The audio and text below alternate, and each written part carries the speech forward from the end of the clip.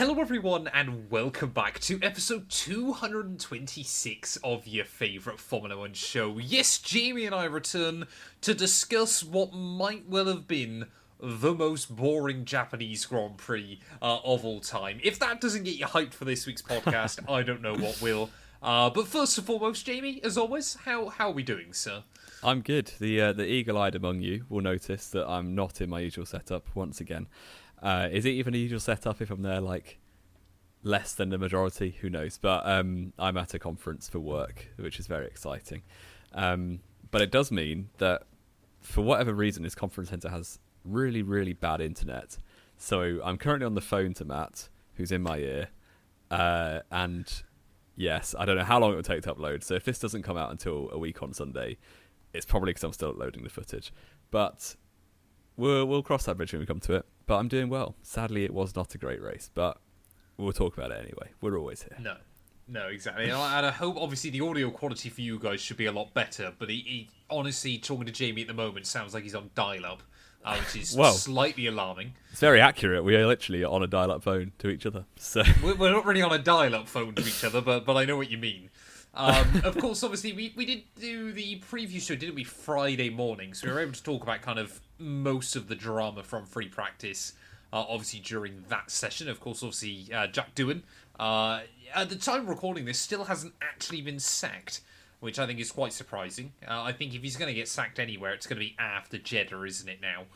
Yes. Obviously, because we're now into the depths of a triple header. Very early on in the year, it feels like, for a triple header. But there we are. Also, and of course, obviously... Carry on. Sorry, Japan to Bahrain in 6 days feels a bit ridiculous if you ask me, but never mind. I love the fact we had Australia to China as back-to-back, but China to Japan wasn't, and Japan to Bahrain is. It does seem very odd. Yeah, like, slightly. Surely it would have been better bringing Shanghai... a week later. I guess Japan a week forward? Oh, Japan a week forward, yeah. But then you're not going to start the season with a triple header, are you? Yeah, why then, not? Well, bring Australia an extra week forward. I don't know. Something like that. But whatever. They're doing it for climate reasons, so I'm sure. Why not? And let's not forget, we got a 2-week break in the middle of the European stretch as well, in the summer, which is ridiculous, but there we are. But anyway, Jamie, our little, first ramble of the episode out of the way then. Let's get straight into qualifying. It was a fairly predictable affair. I guess kind of the big talking point, wasn't it, or the weird talking point early on, was, and I still don't really know if we've got the full details of this, but what on earth was going on with Isaac Hadjar's seatbelt?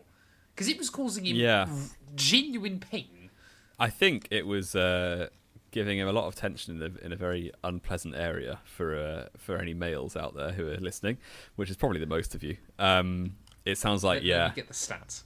Slightly groin area related, and was basically having to drive through an awful lot of pain. But they seem to find some sort of fix for Q2. But it was all. Did they cut it off? Well, hopefully not his, but maybe the seatbelt.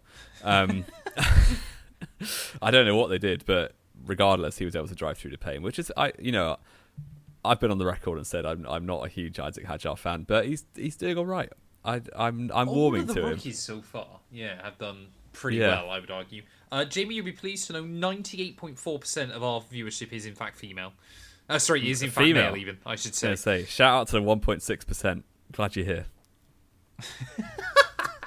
Jamie, we will let you know now. Jamie is in fact single, if you're interested. Yes, exactly. But I mean, this was going to be a talking point a bit later on in the show, but I think it's safe to say, isn't it, that all the rookies are doing pretty well at the moment. Someone that isn't a rookie, though, Lance Stroll, he drove like a rookie, like he does quite often, out straight away in Q1, a second and a half off pole. He did have, he got a gust of wind in the corner before Dunlop, to be fair to him. Oh, behave. But no one else got a gust of wind, so you know. Exactly. He did just drive into the gravel. Again, not really too surprising that they got knocked out. Esteban Ocon, pretty disappointing by him, and obviously Jack Doohan as well, after his mishaps in FP2, obviously basically had no fast running until he jumped straight to qualifying, so was also out in Q1. I know we mentioned it in Australia, Jamie, but can we talk about the fact that Behrman, in every single qualifying session, apart from Shanghai when he got screwed over, has been quicker and normally comfortably quicker than Ocon over Yeah, one lap, especially. I was gonna say it later in the session in the podcast. Sorry, not the session, but Behrman's doing really, really solid, and Ocon is no fool. He's a solid driver, but Behrman at 18, is he 19 now, Ollie Behrman, or 18 still?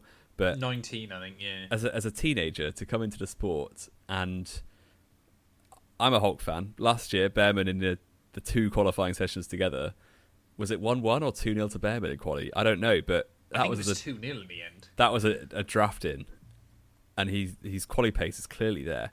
It's a shame for him that Ocon got the headline result in China, but Behrman started super well, really, really well. I think, again, it just goes... Because like you said, obviously, neither of us are Esteban Ocon fans, but he's not a driver that kind of doesn't deserve to be in the sport either, is he? He is good enough to be there easily. Yeah. And obviously, again, you look at it and go, well, Behrman finished 14th in F2 last year. Obviously, got a little bit screwed over missing a couple of races to compete in Formula 1. But again, we can continue to push just how broken Formula 2 is at the moment. What would Paul Aaron be doing if he was on the grid? Who knows? Well, no, this is the whole point. F2 is not a reliable metric anymore, so genuinely nobody knows. Genuinely, yeah. It's so stupid, so stupid. Q2, though, again, not really too many surprises. I guess the big surprise, actually, in Q1 was obviously the fact that Tsunoda made it comfortably through into Q2, obviously in his first Red Bull outing, and then immediately went slower than Lawson in Q2 and ended up out alongside him, Alonso, Gasly and Sainz. So that second Red Bull seat is still cursed. And I feel for Tsunoda because, the pace in practice, everyone was hyping him up. He wasn't far off Max. But this is just Max, isn't it? He always goes super slow in practice and he gets to qualifying. It's a bit like what Hamilton used to do at Mercedes back in the day. Was like he would just turn it on and suddenly he's right at the front where he looked nowhere. And Tsunoda, Tsunoda was pacing with Max, and then you get to quali, and maybe he messed up his last run because Q1 I think he was 8th or something. He wasn't he did mess up his run. He didn't scrape through Q1. It was quite comfortable, but then Q2 came along and he's literally last. He's 15th. So it's a shame for Tsunoda. The good thing for him was I felt like he was still in the V car because that white Red Bull. So I couldn't, felt like there were 4 of them. Maybe that's why Max won. Spoilers. Well, because he's been given the V car. Honestly, wouldn't surprise me at this point. Like I said, it was disappointing for Yuki, wasn't it? And I think the other big one, of course, obviously, was the fact that Lawson went out alongside him. But again, like we mentioned, and it's a bit of a preview for the rest of the show, isn't it? Isaac Hadjar, neither of us rated him coming in, but he is cooking in that V car really as well. Really, really well. I actually think, the Melbourne crash on the formation lap was obviously a massive low point, but I think that's kind of helped him in a way because he seems to have his head screwed on. It feels like a distant memory already. Yeah. And he seems to have he's Doohan, for instance, has had many incidents in the first 2 races. I think Hadjar has had that one, and then he got an absolute roasting from Helmut Marko by the sounds of it, and he's really got his head screwed on since then. He's been very, very solid, very quick and quali, which I think is really important. Especially with the way the races are going this year in the dry, you can't really pass. So quali pace is a bit of everything. And exactly. And he would end up P7 by the end of Q3. Both McLarens would mess up their first lap, so it was kind of do or die for them. Oscar would take pole, Lando would take pole, but then out of nowhere, Max Verstappen steals it by 12 thousandths of a second, and again, I've never hidden it. I'm not what anyone I think would call a Max Verstappen fan. It was a very good lap by the Dutchman, but also, Jamie, I was going to mention, watching both onboards, that Red Bull looked a lot more drivable this weekend. I think they have figured out, whether it was just circuit specific or what, but I think they have started to figure out that car. Not to discredit Max, because it was a brilliant lap as well. It was. But they are starting to figure it out. And both McLarens didn't put the lap of their life in. No, both mistakes. But that was absolutely out of nowhere. And I think the thing was that Max just was, because he doesn't have much confidence in the car. He obviously is confident. He's a very quick driver, but the car doesn't do what he wants it to. So he was driving almost within its limits in Q1 and Q2. gets to the final lap of Q3 and it is just full send. So he said in his interviews and stuff, he was just piling the car into like turn 1, turn 4, like the really on the edge Dunlop, those kind of things. He was just throwing it in and hoping it stuck, and it did. So maybe this is like a turning point and the car is actually doing more than he expected in a way. But it was an absolute greatness lap. I was blown away that he got pole out of that. Yeah, like we said though, of course, I mean, both McLaren. I mean, Oscar dropped 3/10 in Sector 1, didn't he? And ended up less than a tenth out as well. So it was quite clear that the McLaren should have been comfortably quicker. But again, think, you know, and it's Lando why was, you can't count Max out. Lando was a tenth and a half up before the final chicane, and Max just absolutely sent it and got pole. Yeah. I mean, I think Oscar's theoretical best was 2.5 tenths quicker than Max's. Yeah, about that. So really, you know, it goes down. The door was left open by McLaren. They should not have left the door open. But exactly, the fact that Max put it all together in the last lap was pretty amazing. No, exactly. And I mean, it's a bit of a weird one, isn't it, as well? Because we've kind of seen this in previous years of Max in the first couple of races, or Max and Red Bull. You know, I know we spoke about it after Baku, I think, in 2023, after Perez beat him in both the race and the sprint, of he really does kind of take those first few Grand Prix to just try different things with the car. And, of course, what works at Suzuka might not work in Bahrain or Jeddah, of course, but just having that extra knowledge and being able to kind of take what you've learned forward will really, really help him in that fight. Because it is going to be him versus the McLarens in that fight. You know, it's not going to be Red Bull versus McLaren kind of in that fight. And again, you know, as the rest of the weekend went on, you know, McLaren have got to, or at least the drivers especially, have got to just clean up their act still. There's a bit more that needs to be done. And I think it really helps Max as well, is that, like, because Ferrari are a step back and so are Mercedes most of the time, I think Russell could have been in the mix had he got his lap together. But well, he did a pretty good job in P5. It he did, Charles Leclerc that was the impressive one in Q3, I think, as well, getting ahead of both Mercs. Yeah, though Russell was second in Q2, wasn't he? So I think he probably had higher hopes than fifth. But I think because Max is like at lowest, he's going to be third realistically. If he gets a good banker in, he can just kind of go full send at the end. Whereas the McLarens are fighting with each other. So like if they mess up their final lap of Q3, that's going to be a real inter-team battle, and then the team has to favour the one who qualifies first. Whereas because Max is like, it plays to his favour in some ways, being on his own. Well, I think you'd argue still one of his strongest seasons, when you actually look back, was actually 2020, which of course was another year where it was kind of like, I'm going to end up third unless I full send and risk it. Yeah, and that's how he like got pole in Abu Dhabi, wasn't it? When he just went for it because he knew, well, it's last race of the season. This season's been a write-off for a long time. You know, just gonna go for it, and he did. Yeah, exactly. Running down the rest of obviously our Q3, like we said, obviously Max would steal pole. Lando would line up P2 ahead of Oscar. Charles Leclerc in fourth. Again, like you said, obviously it felt like Russell kind of reached the maximum at Mercedes a bit earlier than everybody else could in their cars. So he ended up obviously, well, both Mercs locking out the third row. Antonelli just behind him. Hadjar, again, like we said, P7 ahead of Hamilton. And then I kind of completely forgot, but obviously Alex Albon and Ollie Behrman had just obviously made it into Q3 because both of them just looked pretty good and well suited around here. And spoiler alert, basically nothing changed as we went through the race.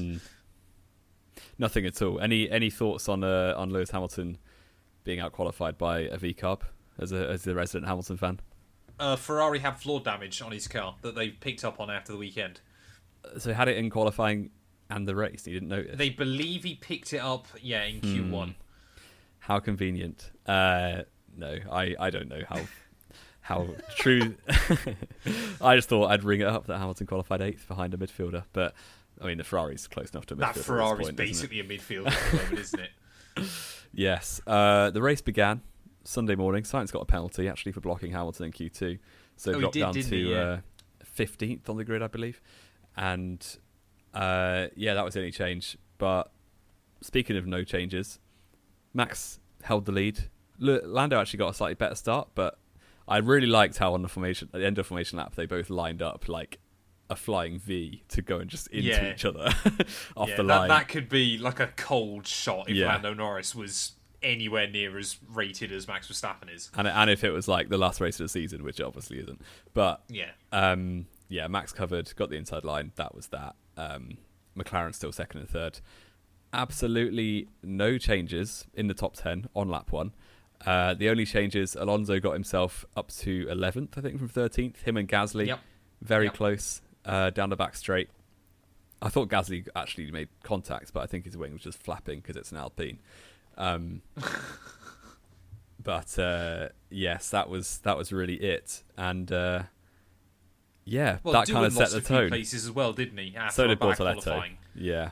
Sorry, Bortoletto it wasn't it even? Yeah, Bortoletto just went to last because he's like, well, I'm on hard tyres in a Sauber in 17th. I'm not getting damage. No, and just did the classic league race thing of just lift off and let everyone go ahead of you because, not much hope for the dry race anyway. And the rain didn't come, which was a shame because after Saturday, all the teams were saying the threat of rain, but sadly not. Not much really happened, did it? And I think Hamilton passed Hadjar for 7th. What about lap 6? Which was just pit stop strategy, wasn't it? No, it was a DRS move, wasn't it? Sorry, DRS into turn 1, and that was literally it. The top 10 did not change at all, apart from a lap 6 overtake with DRS. Yeah, and wild. Some races, Baku last year is a great example of a race that wasn't filled with overtakes, but was a great race. Yeah. This race, the cars have got too big for this track. So I think it's so important because I've seen a lot of people giving Suzuka stick for it. Suzuka, you watch that circuit in any other series, whether it's a Japanese exclusive or an endurance series or anything like that. Or Suzuka like 2012, is a for instance. Track. It's incredible. It really is. It's fantastic. I still would love to see Fuji as well. I genuinely would like to see them both get a Grand Prix. Because I think Fuji is heavily underrated as well, or Fiji, as Jamie likes to call it. Exactly. But I mean, it's so awkward, isn't it? Because the problem is, there's a really easy fix for Suzuka, isn't there? Of you give them DRS through one or down the back straight into 130R. But as Doohan proved, someone's going to cock it up, and there's just going to be a big crash. And they won't. I don't even think DRS down 130R. I genuinely think if you straighten the chicane, that would probably help a lot. Because it gives more of enough runoff. You could not put enough runoff there, though, is the problem. Yeah, that is slightly problematic. That was actually, Jamie, how it worked. I don't know if you ever remember on Project Cars. Because they basically modelled Suzuka entirely and then never got licensing for it. Oh, so really? that chicane is just a flat-out right-hander, and it was awful. Well, thankfully, I didn't play Project Cars enough to know that. But no. Yeah, it is... The cars are just massive. And it really is a new Monaco, in a way, because the dirty air is bad enough through Sector 1 to split everyone by at least 0.8 of a second, usually. You get some slipstream down to 130R on chicane, and then the chicane is so clunky that you'll then split up again. So, what can you do? It's the other thing as well, of course, of as we've become more and more used to modern F1 circuits, you realise as well that even the front straight Suzuka just isn't that long. No, and you're going into a high-speed right-hander. It's not like a hard braking zone where you can send it. You've got to be alongside, if not ahead, in order to make an overtake possible. So, you've got to be ahead, basically, haven't you? It's not like a Bahrain turn 1 where you can send it from 20 metres back, is it? It's a big shame. But it really was not a great race. But, as a Verstappen fan, I still didn't mind getting up early for it. Had Norris been winning, I'd have been depressed. But thankfully not. No, exactly. And I mean, to be fair, again, because this is why I made sure to explicitly say it was the drivers in qualifying. Because it was the McLaren team that gave Lando probably his best chance all day, wasn't it? Obviously, that very controversial pit stop cycle, which did make me chuckle. Not controversial in the slightest for anyone with eyes and a brain. But, yes, we had Max Verstappen... Actually, it started off with George Russell, wasn't it? Pitted a few laps earlier when he saw a gap. Which threatened Piastri with an undercut because the field spread was next to nothing. I think it really shows the Red Bull is not that quick. Because had McLaren been winning, they'd have been 20 seconds away. But yeah, McLaren had a lot more pace. Everybody else, I think, was, again, fairly close performance-wise. Yeah, so it meant that Russell was a threat to Piastri for third, so Piastri had to cover him off. And because McLaren have 2 cars in the fight and are not brave enough to deploy team orders in round 3, that meant that they had to pit Norris the following lap. Otherwise, Piastri may have overtaken on the undercut. Yeah. Which, so Red Bull had it knew been this. Yeah, Red Bull knew that they were going to pit Norris, so they just pit Verstappen as well, because they Yeah. can't. McLaren can't risk sending Norris an extra lap because he might lose to Piastri then. But Yeah, it just feels yeah. a bit tepid, that strategy, isn't it? There wasn't much bravery. Yeah, it's that horrible thing as well, of course, of, it's, if it would have been me, and of course hindsight is a beautiful thing, you go, well, box Lando first, try and put pressure on Max, and then keep Oscar out there, and see if he can make the overcut work. Yeah. Because there seemed to be basically no pace or wear delta on any of the tyres, did they? Apart from the softs would just melt, which we knew coming into it. But yeah, I mean, McLaren as well, again, they need to learn from Mercedes back in, from 2017 onwards. Even Ferrari with Kimi in 2018, exactly, wasn't it? Even Ferrari as well. If you're in a 2v1 fight, you box one and make the other go long. It's just what you do. And McLaren, again, all this ridiculousness about papaya rules and everything else is just ridiculous. I mean, the only other real thing to talk about, wasn't it, was out of the 3 in the second half of the race, Piastri, for a lot of it, looked faster than Lando. You know, again, why don't they do what a Mercedes used to do and say, right, let Oscar by. If you can't get past him, you get the place back. To be honest, that's all a bit of a fad at this circuit. I don't think Piastri... I don't think he could have, but what he could have tried to do is take 10 laps trying to absolutely wreck Max's tyres as well, trying to just push him on, and then let Lando by again. Lando float 9/10 back in the DRS range or something. You're fighting a losing battle there, really, aren't you? I don't think that was worthwhile. What we didn't talk about was the pit exit, because that was like the only bit of drama throughout the entire race. But again, if you had eyes, it wasn't drama, was it? Yeah. You basically Lando didn't speed. Max just obviously, completely within his rights, just squeezed him out. Took his line. Yeah. Took his line. I did like the very, very subtle look at his mirrors and, dashed the wheel to the right ever so slightly. You could see it from here. Yeah. But yeah. Again, it's that whole thing as well, which annoys me with Lando Norris, that I know I've moaned about before, of, Max obviously said, I didn't see him there. He should have done a Juan Pablo Montoya going, you have to be blind or stupid not to see him.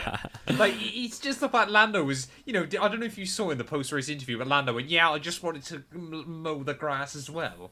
Yeah, they're going, no, at least try and give yourself some kind of fight. He's all pally-pally, isn't he? Yeah.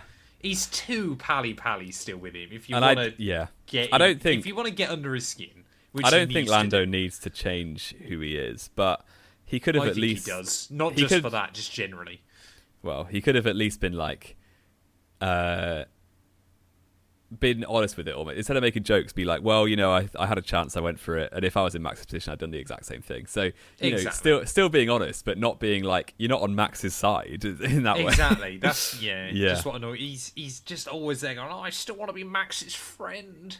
Yeah. You kind of going, but if it was the other way around, Max would absolutely not care for a second about being friendly. Maintaining your friendships, Exactly. Yeah. Though Max's attitude to the media I love, because he's just so no nonsense. He just does not care at all.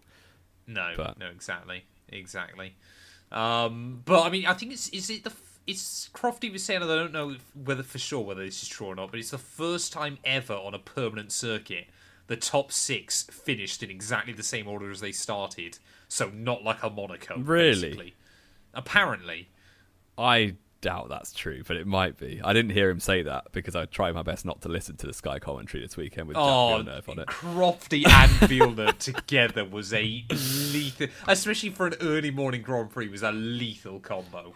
I think I could reel off every other person who's ever been employed by Sky Sports, and they would have been a better co-commentator. I genuinely think we could have done a better job. Give me Anthony Davison and Karen Chandok. They're great. Give me Naomi Schiff. Give me Bernie, but not Bernie Sanders. He's the KFC guy, isn't he? Bernie Collins. No, I think genuinely Bernie Sanders is a great show for that. Just give us Jensen Button, man. Yeah, Button, Rosberg, anyone. Yeah. Anyone else. Well, Button, not Rosberg so much. But give me Matty G. He did practice once. I would have taken that. I don't remember this. No, he did F1 TV, sorry. He didn't do Sky. Right, okay. Okay, I was going to say. But I mean, yeah. I mean, let's just do it, Jamie. Race rating, I'm giving it a 1. It was awful. No, it's better. It wasn't like Monaco last year. There was a little bit 2. of it. I'll give it a 2. But I think I'll if give we it end up with a 2.5 race worse than because, that isn't Monaco, is I am biased because Max won, so I'll give it a 2.5. Yeah. Fair enough. So easily the worst rated race so far of the year. Which is not surprising. Yes. Driver of the day? There's a few actually to shout out here, isn't there? Because although there wasn't a lot that happened, Verstappen obviously did a very good job. Antonelli, it became the youngest ever race leader in Formula 1 history. And fastest lap. Shout out to him. Sorry? And the fastest lap for Antonelli. And fastest lap, yeah, he did. And like we said, Hadjar did a really good job. Behrman did a really good job. I think if you're going to shout out those two, you've got to say Albon did a really good job. So did Alonso, but he finished 11th, so no one will care. But that Aston was not good, so... Well, that Aston Martin just isn't good, is it? Yeah, I do think Alonso the thing is, if you're good. Fernando Alonso right now, you must be thinking, I might as well just call it a career. But you know full well, if he does call it a career, next year they'll be winning. And if he doesn't, next year that car will be terrible. That's the one bit of, like, a shred of hope that he's hanging on to, isn't it? He might as well just check out of this year. It's almost like, let one of the rookies have that seat and then Alonso can just have it back when Newey's designed the car next year. Well, basically, it's what happened to Stroll last year, wasn't it? It was Alonso after Japan last year had already scored more points than Lance did all year. Yeah. Crazy. At least Alonso's in the World Championship now. I guess that's good. He is classified, which is good news. Yes, Max Verstappen might as well be in the constructors at this point because obviously Tsunoda did not score points at his home race. And I do feel for him because, he was probably quite looking forward to driving the V-car around Suzuka. Yeah, I think he would have been in the top 10, wouldn't he? Yeah, easily, yeah. Yeah, but that does take me nicely onto the quiz because... Oh, no. This is going to be tenuous, but... Yuki Tsunoda, did you see the stat that he has equalled the most race starts for a Japanese driver? I did not, actually. Do you know who he equalled? I would assume Sato? You are correct. No. It was Takuma Sato. Oh, it was Takuma Sato. Fair enough. Yeah, something like 80 97 races. or something? Yeah, 80 to 100. I can't remember exactly how many. But Takuma Sato, this is where I need you to verify me because I think he's won the Indy 500. Has he not? He has. He has. There we go. This He's website I twice, used. I believe. He has. 2015 and 19. Takuma Sato, according to this article I googled, was not on the list of F1 drivers who have won the Indy 500, but there were some other drivers on the list, and I count 13 drivers to have raced in F1. Yep. In a non-Indy 500 race, so all the 50s. Right, that was going to be my first question. Yeah. So we're talking. They've got to have done a Formula One World Championship race that was not the Indy 500. Okay. And have won the Indy 500. And you're going to have a minute and a half. How many are there? Sorry, and is this excluding Sato, is it? No Sato, there are 13 others. So I'm basically just trying to name Indy 500 winners that have raced in F1. Exactly that. And time starts now, but my phone's over there, so I'll do it by... Jim Clark. Yes. Graham Hill. Yes. Juan Pablo Montoya. Yes. Obviously, Marcus Ericsson's won it twice. He has. Fernando Alonso hasn't. Fittipaldi, Emerson. Yep. Oh man, this is so difficult. There are some other names on here who definitely know. Yeah, this is the annoying bit. Jacques Villeneuve? Did he? Yes. No, he did. He did. He did. Yeah, he did win Indy. Year before he debuted in F1. Yeah, I did. I could, because again, this was, you won't know anything about it, but this was the Auckland IndyCar Champ Car split. Mansell, I believe, won the Indy 500. No, he didn't. He just won the championship, didn't he? Not 500. You got 20 seconds. Michael Andretti? Close. Mario Andretti? Correct. Yeah. Phil Hill? No. 5 seconds. Man. Yeah, no idea. No idea. Lucky. Only 5 left. So you got 8 out of 13. Not bad. Honestly, I'm happy with that. not bad. One of them raced in F1 in 2015. Oh, Alexander Rossi. I knew I was forgetting a modern one. There you go. Yeah. The rest of them are from old times. But one of them, American driver in F1, got a bunch of podiums, I believe. Oh, pretty solid. Dan Gurney. No. No. I'm thinking like 70s, 80s, probably. Yeah, no, I know who you're thinking of as well, because he did loads of F1 races, didn't he? Because he was an announcer for you a few months back. He was. Oh, man. Will I remember it? Probably not. Eddie Cheever. Yes, of course. And then the other ones I hadn't heard of, but you might have done. Danny Sullivan. Yeah, I do know the name. I wouldn't have guessed it, but I do know the name. Mark Donoghue, also 60s. I definitely know Mark Donoghue. And then probably the most difficult one is Roger Ward, who won Indy 500 twice in the 50s and only raced 2 other races that were counted as club championship races in F1. So that was going to be quite hard. They were both also in America. Yeah, Sebring and something else. Yeah. Yeah, there you go.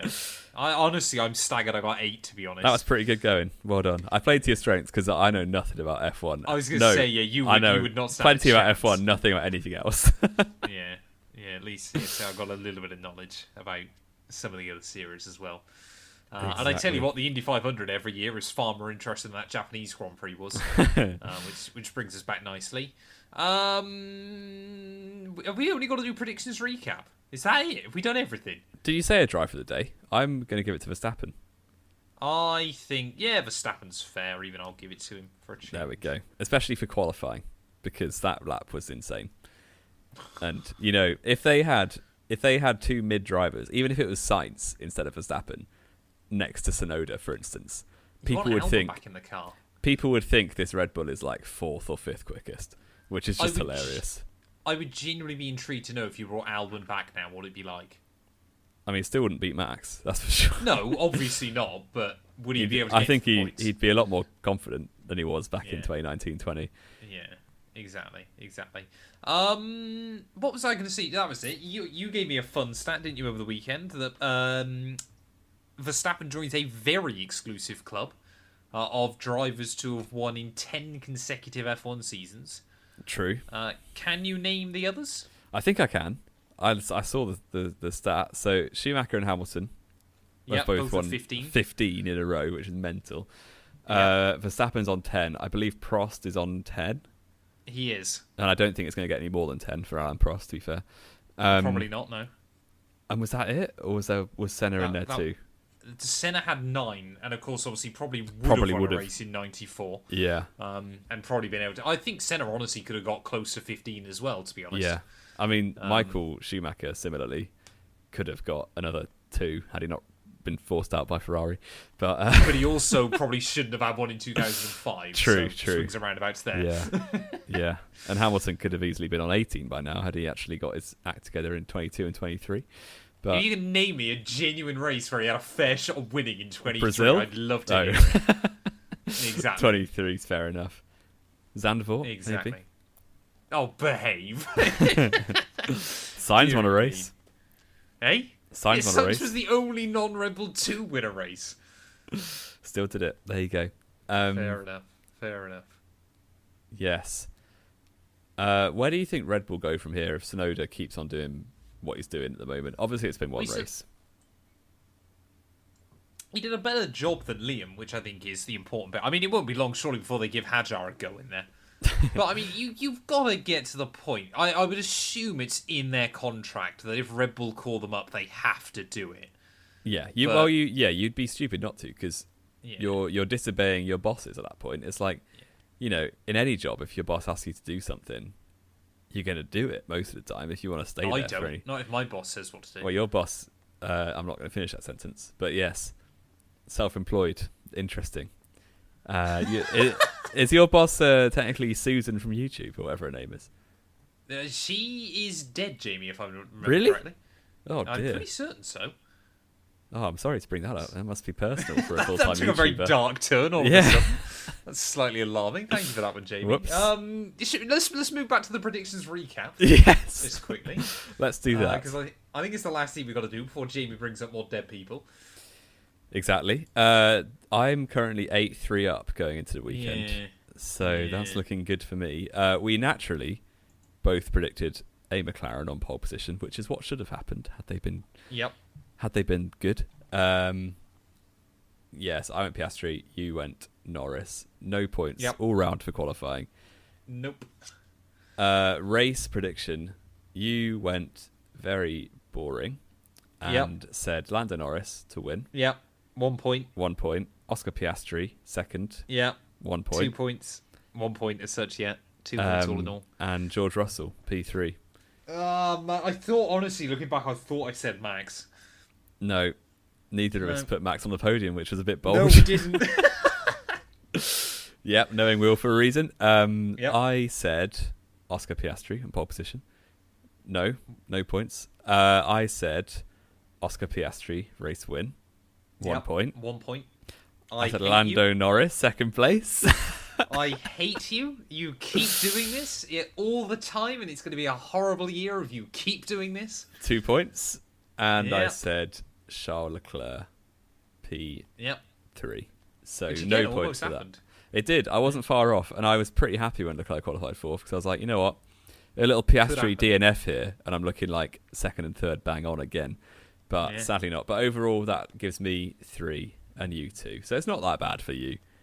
No, but it's still annoying. So I'll just I like to give Jamie a little bit of a early head start, and then I just absolutely obliterate him pretty. So that makes it 11-5 after 3 races. Exactly. Have we got anything else to add, Jamie? I think we've kind of smashed through everything because there wasn't a lot to talk about with that race, was there? No, not massive. Well, Bahrain obviously this weekend. I'm sure we'll work out a preview show for that as well. Formula 2 and Formula 3 back as well, which I'm looking forward to. Mainly because I want to see Joshua Dirksen knocked off the top of the F2 championship. I forgot F2 had done a race already. Yeah, and F3.